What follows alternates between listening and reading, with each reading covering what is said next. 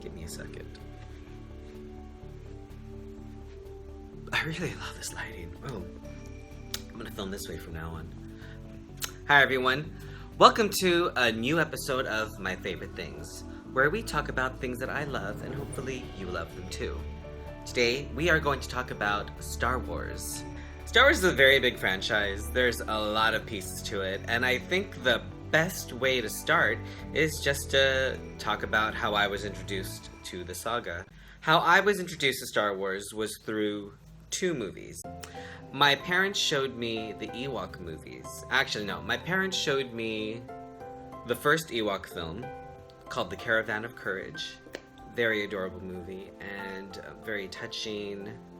It's a very nice science fiction fantasy movie. Two kids get lost in the forest in the planet of Endor, which is where the Ewoks live. They become friends of the Ewoks, and then the Ewoks help these two kids save their two parents from this scary giant monster thing. And then there was a sequel to that movie called The Battle for Endor. When I was in 3rd grade, my entire class got together. We used to watch movies at school. And one time, my entire class ended up watching Ewoks, The Battle for Endor. Oh, I get really caught up in movies. I'm not sure if y'all know me, but I got real caught up and I started crying at the end when the little girl Sindel had to leave the Ewoks. I just could not stop crying. You know what? I want to say it was embarrassing. I wasn't really embarrassed, but kids were laughing at me. The teachers were concerned, so they took me aside and they asked me, "Hey, Edward, why are you crying?" They were really concerned, the teachers, and I just told them, well, I was really sad that the little girl had to leave the Ewoks. And I remember the two teachers smiling at each other and then dismissing me for recess. I remembered afterwards, we would watch movies, the kids would be like, uh-oh, is Edward gonna cry? And it didn't really bother me. Like, I didn't let it bother me, so they stopped making fun of me during movie day. I guess if you don't pay your bullies no mind, they have no power over you. But if you're being bullied, please tell a teacher, please tell a trustworthy adult, because you're not alone, okay? You could tell me. Edward's here for you, okay? Well, of course, after watching the Ewok movies, I wanted to watch Return of the Jedi. I didn't even know that was a Star Wars movie. I really thought Star Wars was just A New Hope. I really did. Actually, to be honest with you, I thought Spaceballs was Star Wars. It's not. So I wanted to watch Return of the Jedi because I saw on the poster there was a little Wicket on the poster. So I was like, oh, they're part of that. So I watched Return of the Jedi and I fell in love with R2-D2 and C-3PO. I thought they were a cute little gay couple. I thought Princess Leia was kick-ass. Wow, let's see. She breaks into Jabba's palace to save her boyfriend, and then she ends up in that slave girl outfit, which even as a kid I wasn't feeling. But it's alright because she gets to strangle her captor. Oh, unpopular opinion, I thought Jabba the Hutt was adorable. You know, Jabba, he just needed a hug. I think Jabba just needed a hug. I love in the special edition, they added in a musical sequence, because who doesn't need a musical sequence? One of my favorite scenes from Return of the Jedi is when Princess Leia, who is my hero, Princess Leia, she meets Wicket, who's my favorite character in Ewoks, and they have this adorable exchange. It looks like the Ewoks don't trust humans. I think that was the beginning of the Ewoks trusting humans. And there's another scene where the Ewoks think that C-3PO is their god, and C-3PO is trying to use that knowledge to save his friends from being eaten by the Ewoks, because I guess the Ewoks eat humans. Ooh, it gets pretty dark in Return of the Jedi. So Luke Skywalker, he uses his Jedi powers to make C-3PO appear as if he's floating. And then there's this quick shot of a little Ewok baby going, ah! I kept pausing and rewinding that scene. It was just so cute. You know, Ewoks are already cute. And you got the little scared Ewok baby. That's cute. So that's my favorite Star Wars film, Return of the Jedi. Funny enough, my second favorite Star Wars film is The Force Awakens. which is the movie that comes after Return of the Jedi chronologically. One of the reasons I love this is because of the character Rey.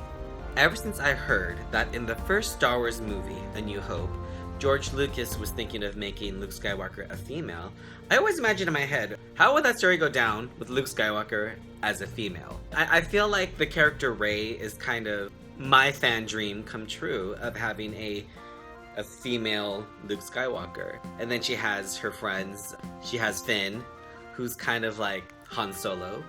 And then you have Poe. I always saw Poe as like a sort of male version of Princess Leia. So that means Finn and Poe are getting together? Oh, I don't know. And of course, my queen. Oh, General Leia.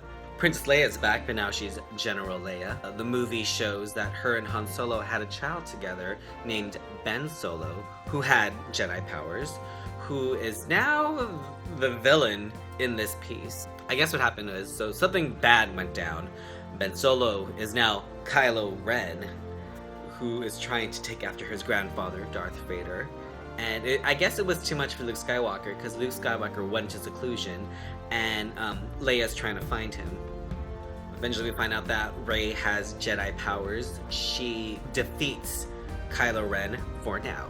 And she helps find Luke Skywalker. And she goes to him to return his lightsaber. And that's where this movie ends. Now I'm going to talk about my third favorite Star Wars movie, because Star Wars always comes in threes. And oddly enough, my third favorite is The Last Jedi, which is chronologically after The Force Awakens. I love The Last Jedi. Star Wars is a space opera that borrows elements from old serials like Flash Gordon and Buck Rogers. I feel like Last Jedi takes those fun elements. So one of the reasons I love The Last Jedi is because Rian Johnson, who wrote and directed this piece, he plays around with the expectations that have come along with the franchise. There have been so many movies in this that it's really hard to be unpredictable. This one kept me on the edge of my seat because half the time I wasn't believing what I was seeing. In this piece, we have Luke Skywalker as we've never seen him before. He's angry. He doesn't want to train Rey. He doesn't want to join his friends in the battle. We have Princess Leia, who finally gets to use some Force powers. And that was hinted in Return of the Jedi. Force is strong in my family. My father has it. I have it. My sister has it. And our characters are really pushed to the limit here. There's an ongoing theme in this movie about meeting your heroes and then getting disappointed. Like Rey meets Luke Skywalker, and he's not at all what she hoped for. But she still pushes herself because she knows what path she wants to take, and she takes it, whether or not he likes it. Luke Skywalker eventually joins the battle in his own way, and he helps his friends escape. And there are these little porgs. There are these little porgs and these fish nuns. What are they called? Give me a second. I want to... Okay, the fish nuns are called the caretakers, and they're all over the planet that Luke Skywalker's on. And they don't got time for Rey's story. They're just there to take care of the island, and it's hilarious, a lot of their reactions. I love these little bird porgs. Chewbacca eats one, and I think Chewbacca keeps one as a pet. This piece, I thought, had a lot of class to it. It felt, when I was watching, I felt like I was watching a play. I loved it. I guess I like anything that harkens back to the stage. That's just who I am. Those are my 5 favorite Star Wars films. Well, it was 2 Ewok movies and 3 Star Wars films we talked about. I gotta give honorable mention to the prequels because I loved every deleted scene that Natalie Portman was in. Natalie Portman plays Padme, who is Leia's mother. And she's featured heavily in the prequels, but I really think she shines in the scenes that they deleted. We get more of a sense of who she is. I feel like the movies portrayed Queen Amidala as just an accessory, and the deleted scenes on the older DVDs show that there was more to her. I just love Natalie Portman. I think she's like a little mini Audrey Hepburn. Ooh, I need to watch Jackie and Vox. What other movies was she in? Natalie Portman. She was in Anywhere But Here, Black Swan, The Professional. Ooh. Anyways, thank you for joining me for this Star Wars filled episode of My Favorite Things. Please like, subscribe, please comment. May the Force be with you. I have to end it that way, huh? May the Force be with you. May the Force be with you.